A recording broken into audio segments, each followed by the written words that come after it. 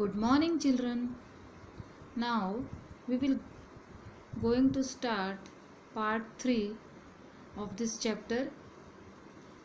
In this part 3, we will study about thunderstorms, cyclones, and tornadoes. So, first we will study about the thunderstorm. For this video, refer page number 87 of the textbook. So, thunderstorm means आंधी तूफान. ये thunderstorm क्यों आता है, क्या होता है, इसके बारे में हम पढ़ेंगे. Many a times rain is associated with lightning. आप इस पिक्चर में देख सकते हैं कि कितनी बार ऐसा होता है कि जब रेनफॉल होता है तब उसके साथ लाइटनिंग भी होती है. लाइटनिंग मतलब जो आकाश में बिजली कड़कती है उसको हम लाइटनिंग बोलते हैं. Storm with lightning and thunder is called thunderstorm. तो जो हवाएं चलती हैं रेनफॉल के टाइम लाइटनिंग और थंडर यानी आंधी के साथ, लाइटनिंग के साथ बहुत तेज़ हवाएं चलती हैं तूफान की तरह, तो उनको हम बोलते हैं थंडरस्टॉर्म.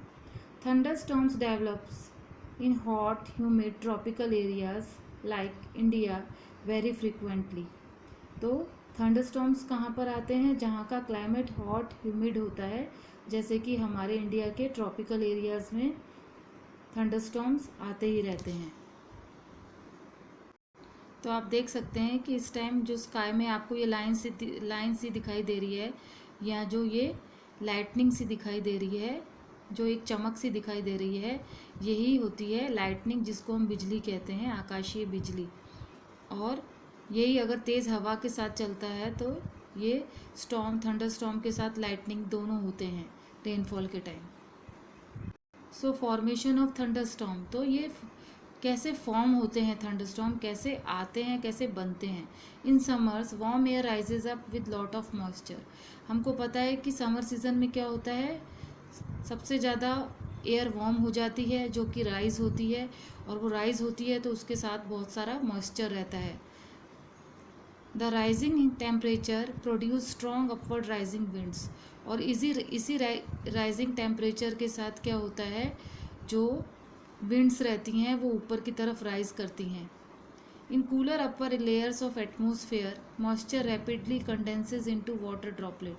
और जो अपर लेयर्स रहती हैं एटमॉस्फेयर की, जहाँ पर ये विंड्स ऊपर की तरफ राइज होती हैं, वो क्या होता है, मॉइस्चर की वजह से जल्दी से कंडेंस हो जाता है, किसमें, वाटर ड्रॉपलेट्स में, और दे फ्रीज, और फ्रीज भी हो जाता है, जिसकी वजह से and fall down again as rain और हेल.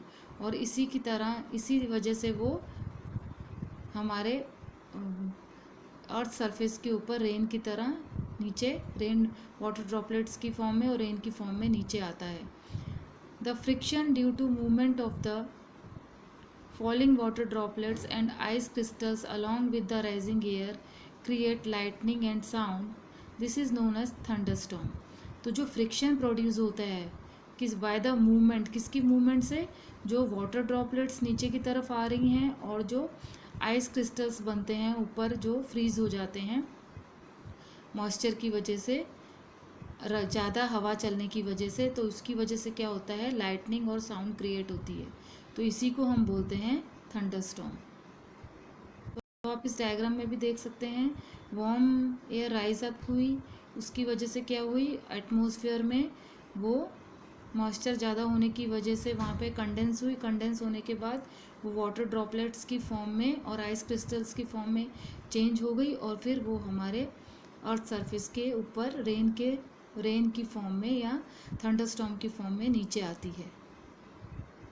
तो थंडरस्टॉर्म जब आता है, जब हमको इस तरह की आकाश में बिजली चमकती दिखाई देती है और आंधी तूफान के साथ जब बहुत बारिश होती है, तो उससे कितना लॉस होता है, जगह जगह पे पानी भर जाता है, कितने होम डैमेज हो जाते हैं, कितने घर टूट जाते हैं, लोगों के लिए रहने के लिए भी कुछ भी रहता नहीं है, और इस थंडरस्टॉर्म्स की वजह से बहुत सारा लॉस हमें झेलना पड़ता है.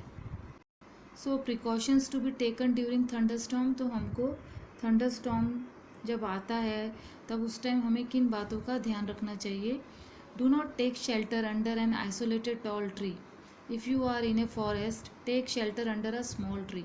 हमको कभी भी अगर बचना है थंडरस्टॉर्म से, ये जो बिजली और आंधी तूफान की वजह से जो बारिश होती है, तो जो थंडरिंग होती है, अगर हमें उससे बचना है तो कभी भी हमें किसी भी टॉल ट्री के नीचे खड़े नहीं रहना है। हमें हमेशा अगर शेल्टर लेना भी है तो कोई स्मॉल ट्री के नीचे लेना है, क्योंकि इन टॉल ट्रीज़ की हाइट बहुत ज़्यादा होती है, जिसकी वजह से वहाँ पर इसके गिरने के चांसेस सबसे ज़्यादा रहते हैं, तो वो हमारे लिए सेफ़ नहीं है। Do not lie on the ground, कभी भी हमें ओपन ग्राउंड में या कभी भी ग्राउंड में इस तरह से कभी जगह भाग के जगह नहीं लेनी है बचने के लिए, कि वहाँ ग्राउंड में जाके बैठ जाएं या छुपने की कोशिश करें, तो वो भी डायरेक्ट हमारे ऊपर गिर सकता है, ये जो थंडरस्टॉर्म के रूप में फॉर्म में जो लाइटनिंग होती है। Do not take shelter under an umbrella with a metallic end, तो हमें कभी भी अम्ब्रेला को भी उस टाइम में उसका भी शेल्टर, हम सोचें कि हम बारिश हो रही है तो हम अम्ब्रेला को ओपन कर लें, तो उससे भी हमें बहुत ज़्यादा नुकसान, उससे बहुत ज़्यादा डेंजर हो सकता है लाइफ को, क्योंकि जो अम्ब्रेला होता है वो किससे मेटेलिक, उसका जो एंड होता है वो मेटेलिक होता है, जिसकी वजह से वो गुड कंडक्टर ऑफ इलेक्ट्रिसिटी है। और इलेक्ट्रिसिटी से जब लाइटनिंग का अगर सामना होगा तो क्या होगा कि हमें उससे हमारी जान भी जा सकती है, हमें बहुत तेज़ करंट लग सकता है, इसीलिए हमें कोई भी मेटेलिक चीज़ उस टाइम यूज़ नहीं करनी है। Do not sit near a window, कभी भी किसी भी खिड़की के पास हमें नहीं बैठना है।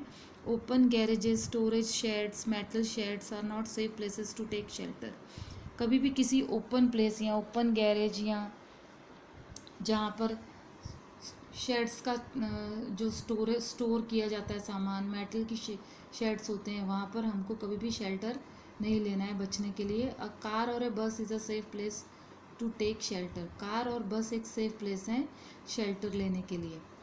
If we are in water we should get out and go inside a building, अगर हम पानी के अंदर हैं तो भी हमें फटाफट उसमें से बाहर निकल कर किसी बिल्डिंग के अंदर चले जाना चाहिए, क्योंकि वाटर के अंदर भी लाइटनिंग की वजह से करंट प्रोड्यूस होगा और जिसकी वजह से हमारी जान जा सकती है। डू नॉट टच और ऑपरेट एनी इलेक्ट्रिकल डिवाइसेस और टेलीफोन, किसी भी तरह के इलेक्ट्रिकल डिवाइसेस को हमको उस टाइम टच नहीं करना है, तो करंट लगने के चांसेस रहते हैं और उससे हमारी जान जा सकती है।